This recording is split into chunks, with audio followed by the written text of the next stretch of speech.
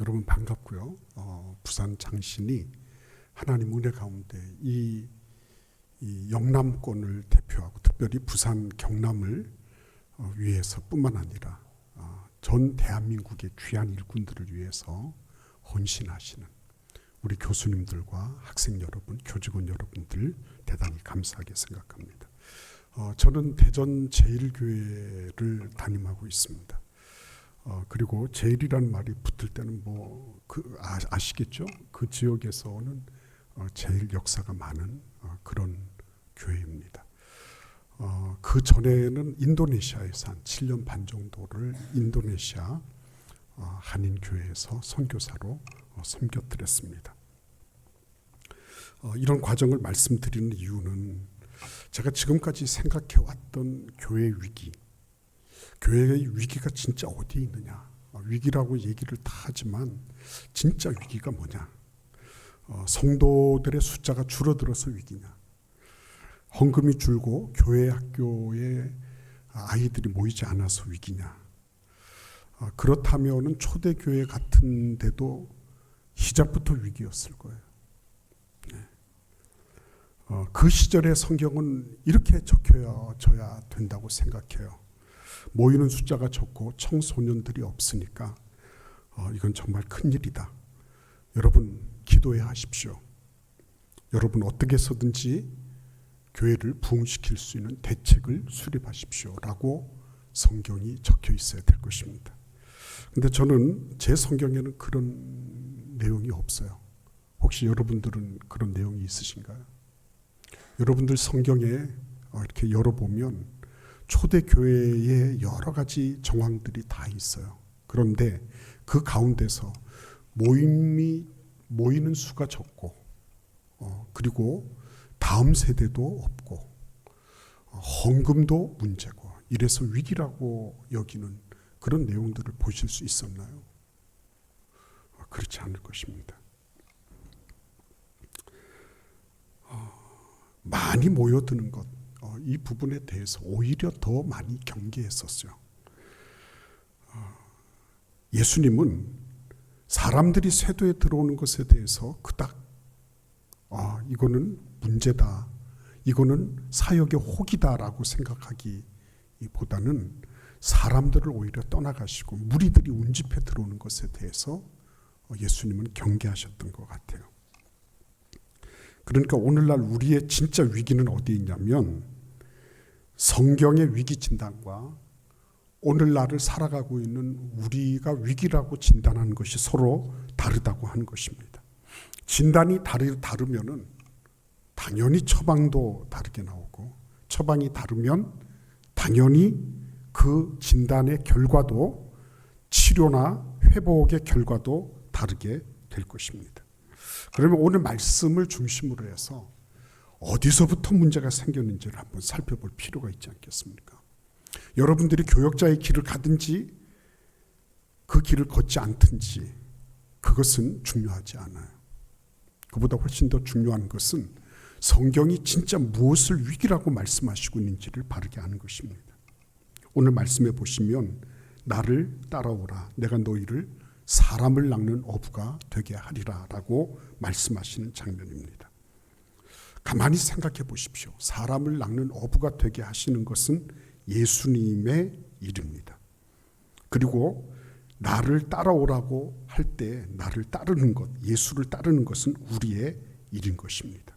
근데 지금은 어떻게 돼 있죠? 나를 따르는 것보다 사람을 낚는 어부가 되는 쪽에 더 많은 관심을 가지고 있는 것이 오늘날의 모습은 아닌가 하는 것입니다. 얼마나 더 잘 따랐나 하는 것보다도 얼마나 많이 낚았나, 얼마나 많이 잡았나, 얼마나 많이 모았나 하는 것에 관심이 더 큰 거죠. 어떻게 영적 충만을 이룰 수 있을 것인가 하는 것보다도 어떻게 숫자와 재정에 더 많은, 더 생각보다도 더 넘치는 그런 것을 얻을 수 있을 것인가 하는 것에 비중을 두고 있지는 않은가 하는 것입니다. 예수님은 얼마나 많이 잡았나 하는 것에 대해서 그닥 많은 관심을 둔 것 같지 않아요. 오히려 얼마나 많이 예수를 따랐나, 이것에 예수님은 깊은 관심을 가지고 계신 것입니다. 개중에는 나 주일 성수해, 나 11조해, 나 어디에 봉사해 이러시면서 그것을 내가 예수를 따르는 것이라고 생각하는 그런 분들 계실지 모릅니다. 그러나 그것은 우리 생활의 한 단면이지 예수를 따르기 때문에 발생하는 그런 일이 아닐 수도 있다는 것을 저는 제 경험을 통해서 말씀드릴 수가 있어요. 제가 인도네시아의 한인 교회에 막 부임했을 때 그때 여러 가지 많은 고민거리가 있었지만 찬양대가 특별히 많이 고민을 하고 있었어요. 왜 그들이 고민을 했냐면 주일날 찬양대 서는 건 당연하잖아요. 그런데 수요일날 이분들이 찬양대를 섰어요.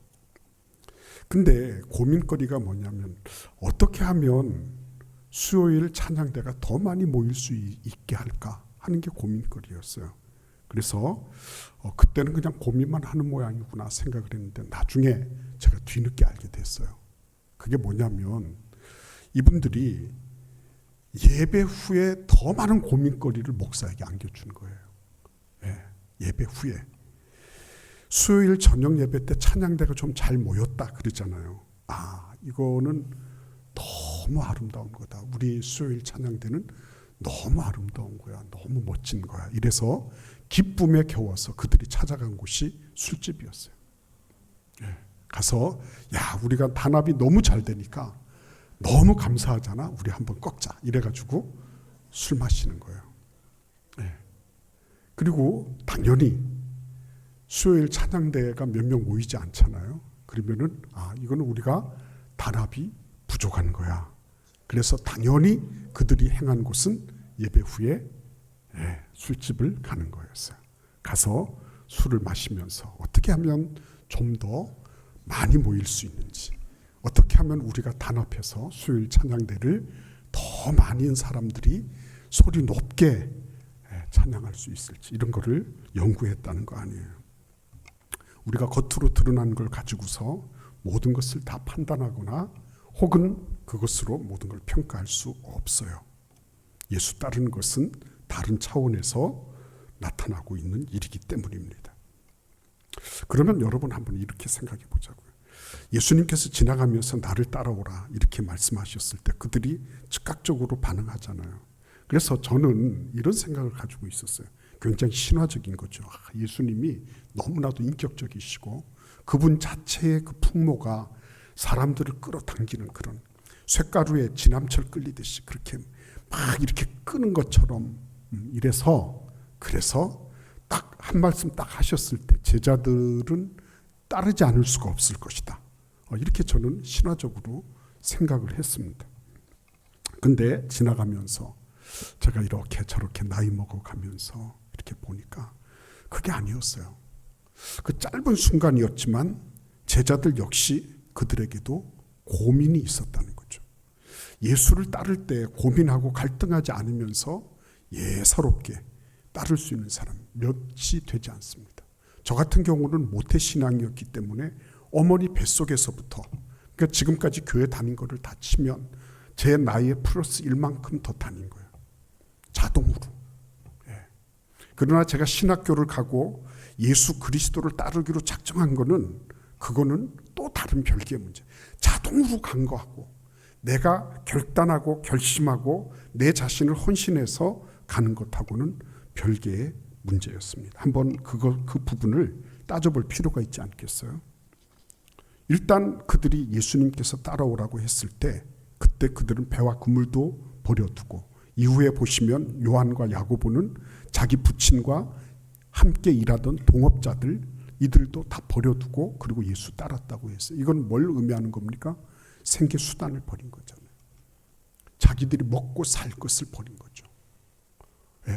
자기들의 앞으로의 미래를 버린 것이고 가족들의 먹고 살아가는 모든 생활 조건들을 버린 거죠. 이게 여러분 그냥 예사롭게 왔겠습니까?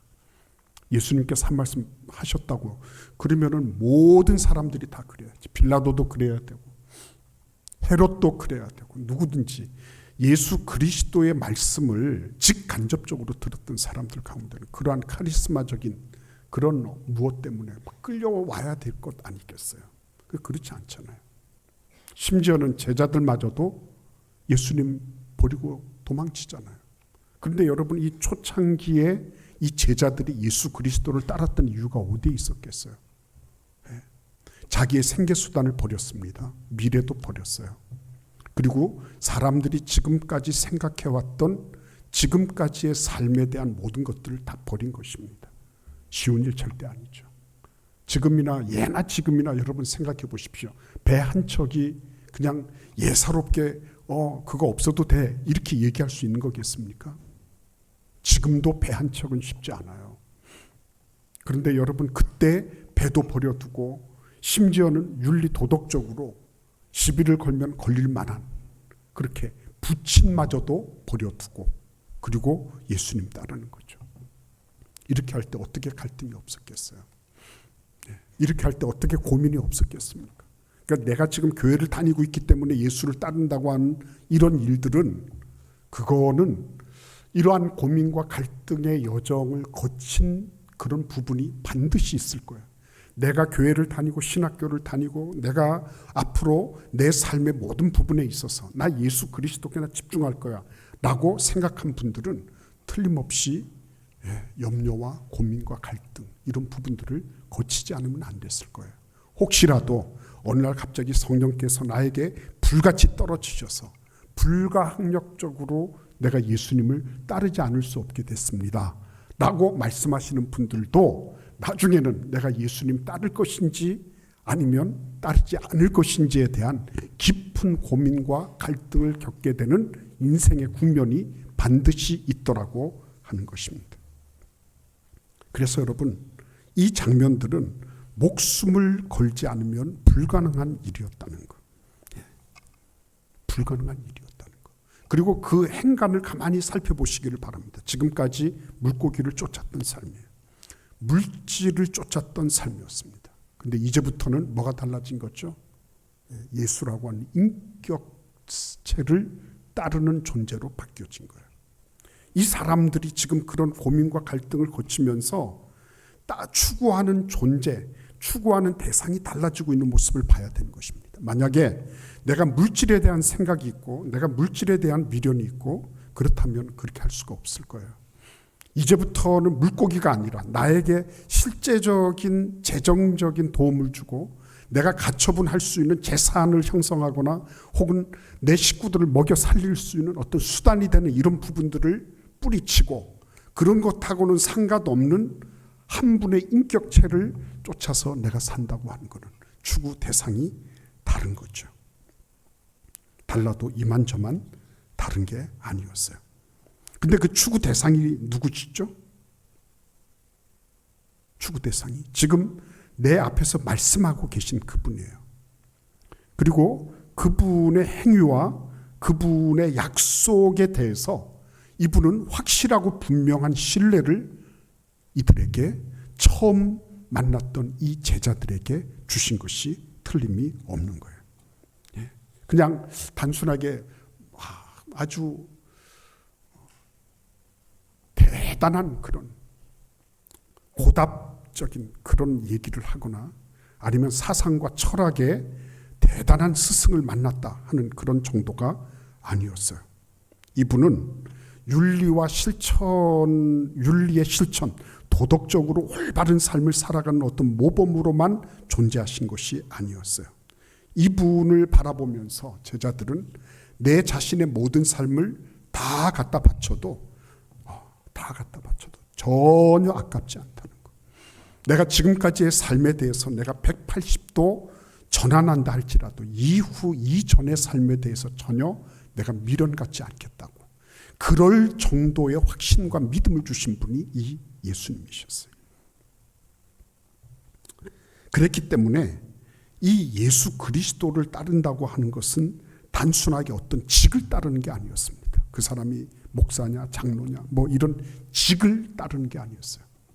예수 그리스도를 따르는 것은 말 그대로 만세 전부터 있었던 이 세상적인 표현이죠. 업이라 그러죠. 업, 콜링이죠. 보케이션.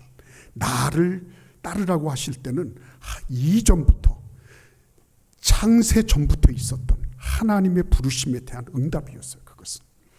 그렇기 때문에 이 직을 가지는 것은 내가 어느 한시적인 것밖에 되지 않지만, 업을 가지는 것은, 이것은 영원한 거예요. 그 사람이 직이 어떻게 변동되든 관계가 없는 것이었습니다. 바울이라고 하는 분 알고 계시죠?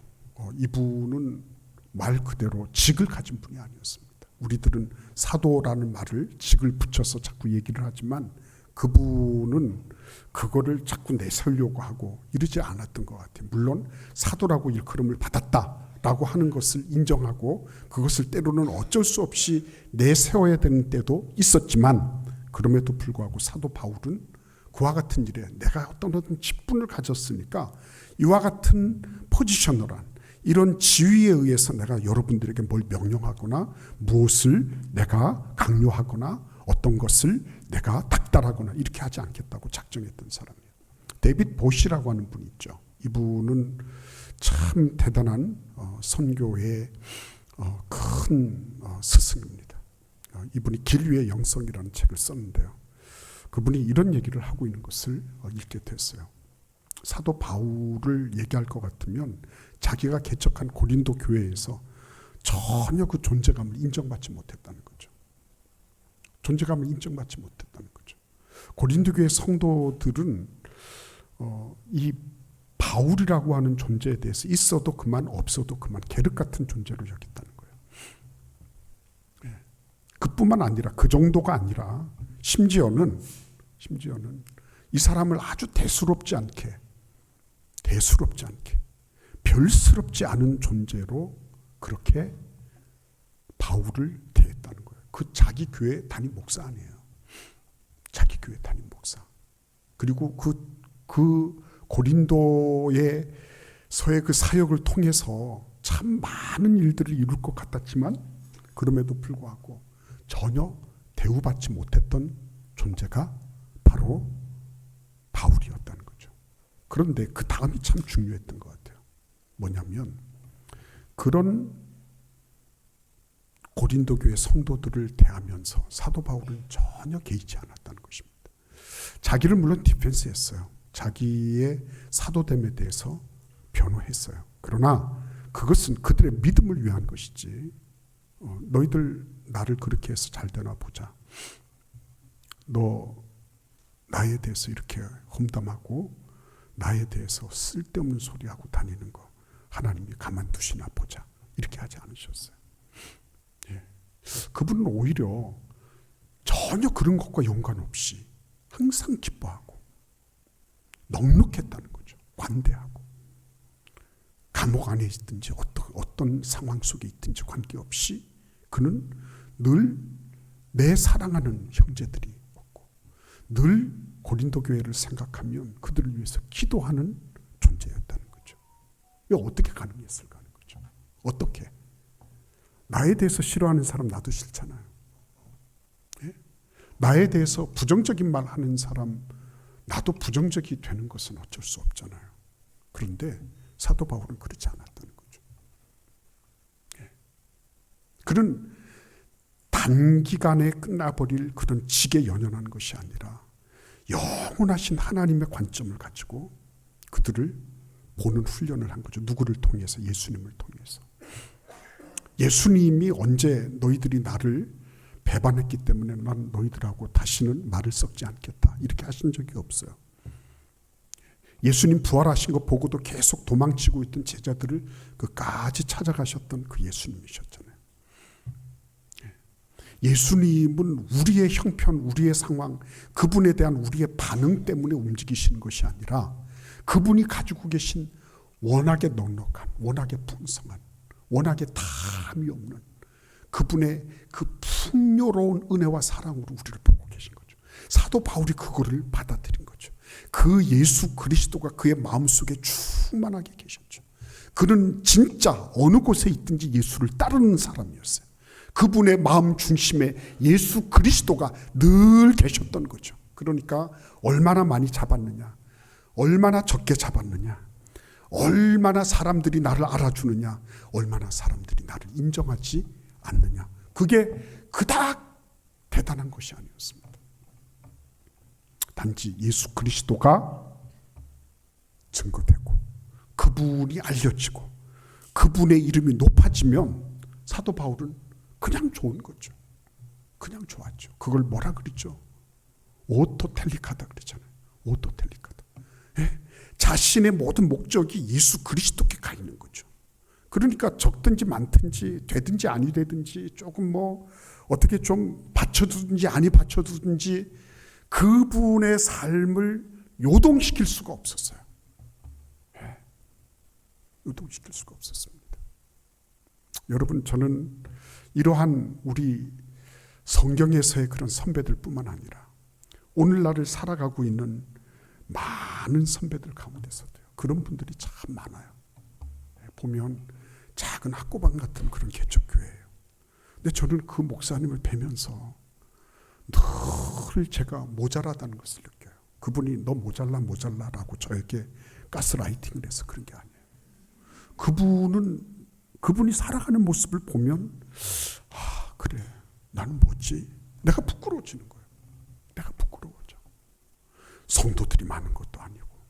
네, 그래서 동반성장 지원금 받고 계시고, 네, 그러면서 저 시골 한쪽 구석에 그러고 있으면서 그 아들이 신학교를 졸업하고요, 대전에 있는 그 교회에 이제 중견 목회자로 막 자라가고 있는 거예요. 근데 자기가 은퇴할 때 너 이리 와봐 해가지고, 이리 와봐 이래가지고요, 자기가 섬기던 교회를 물려준 거예요.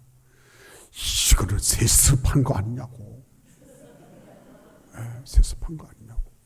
그래가지고 제가 그때 이제 정치부장이라고 해서 그거 면접받고 했거든요.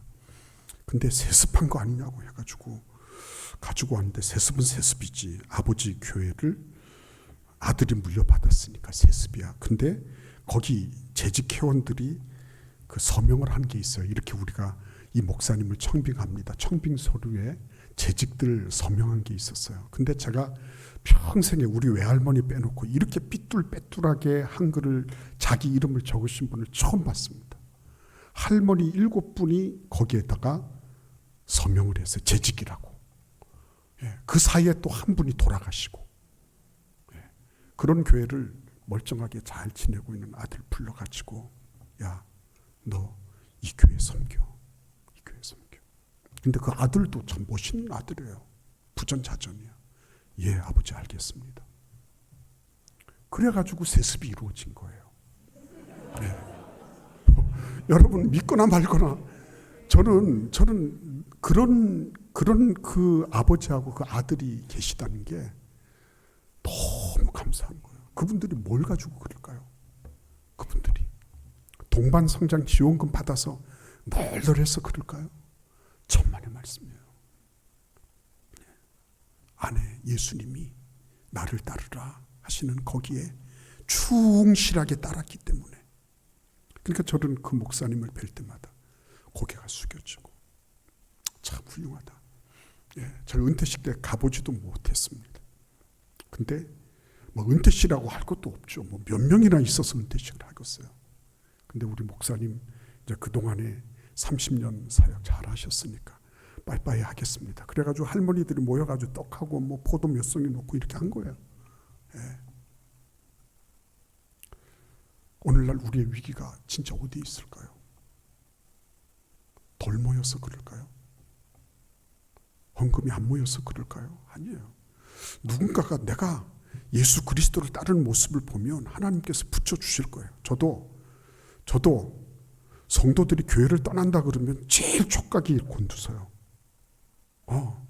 그동안에는 잘 몰랐는데, 그동안에는 그 성도가 어떤지 잘 몰랐어요. 근데 떠난다 그러면은 가슴도 아프고 속도 캥기고, 여러 가지 신체 지표 자체가 다 다운되는 거예요. 근데 여러 가지 이유가 있죠. 다 있습니다. 자기들끼리 싸우기도 하고. 근데 가장 중요한 거는요, 하나님이 저에게 붙여주신 사람만 있더라고요. 이런저런 일들이 많아요. 그래서 제가 대전에서 청주는 1시간 조금 넘게 걸립니다. 근데 그 성도가 안수집사 권사 가정, 제가 웬만하면 이사 가는 거 다 축복하고 다 가는데 너무 귀한 형제들이에요. 이분들은 더 훈련받고 더 잘하면 너무 좋은 일꾼들이 될 것 같은 거예요. 그래서 이사가 가서 이제는 교회를 옮겨야 되지 않겠습니까? 소리가 나올 즈음에 그런 소리 하지 말고 네가 이사 가면 나도 그쪽으로 이사 간다. 그랬어요. 예, 나도 그쪽으로 이사 간다. 어떻게 보면 막 너무 으름장을 놓은 것 같고 제가 목사로서 뭐 그런 것 같아요. 근데 이런 사람은 우리 교회 안에서 아름답게 더 성장해야 된다. 근데 40대였으니까 예, 더 성장해야 된다. 이런 뭐가 있었습니다. 그래서 너는 네가 가면 나도 간다. 그러니까 알아서 해라. 그래가지고 그 위협과 협박 때문에 아직 우리 교회에 있어요. 예. 근데 여러분 다른 분들은 그래요. 하나님께서 나에게 붙여주신 거, 그 부분에서 나는 자유로운 거예요. 내가 가서 손을 비비고 전화해야 되고 뭐라고 한들 하나님이 붙여주시지 않으시면 아니 되더라고요. 그래서 다시 예수 그리스도를 따르는 본질, 내가 예수님께 엎드려서 기도하고 내 목회의 본질을 바르게 하고, 내가 지금 예수 따르고 있는지 숫자를 따르고 있는지, 내가 지금 예수 따르는 일에 나의 모든 것들을 걸고 있는지, 아니면 세상적인 여러 가지 것들을 내가 계산하면서 이것저것을 다 하려고 하는지, 이 부분을 명확하게 정리할 수 있도록 해주셨어요. 그래서 저는 하나님께 이 말씀으로 너무너무 감사드리는 거예요. 하나님 저를 깨우쳐 주셔서 고맙습니다. 내가 예수를 따르는 게 아니라 내가 얼마나 많이 고기 잡고 내가 얼마나 많은 사람들을 낚느냐, 내가 얼마나 많은 수익들을 얻고 내가 얼마나 많이 사람들에게 각광을 받느냐, 이런 것으로부터 나를 자유롭게 해주셔서 참 감사합니다. 이런 고백을 하면서 이 묵상을 마치게 됐어요. 오늘 우리 부산 장신이 저는 그렇게 생각합니다. 예, 원래 모든 것 우리끼리 얘기하는 거예요. 딴 데 얘기하지 마세요. 서울 사람 이렇게 얘기하지 마세요. 항상 모든 중요한 일들은 변두리에서 일어났습니다. 변두리 많이 들으셨죠? 가장자리야말로 가장 치열한 자리예요. 그리고 어떻게 보면 가장 하층에서부터 모든 위대한 혁명들은 거기서부터 일어났습니다. 우리가요, 예수 그리스도를 쫓는 그 일에 가장 최전선에 있으면요, 그때부터 세상 바뀌기 시작할 것입니다. 여러분과 제가 지금부터 하고 있는 일들, 내가 지금 예수를 따르고 있는지, 아니면은 예수를 따르는 것 때문에 하나님께서 허락해 주신 그 사람들, 그렇죠?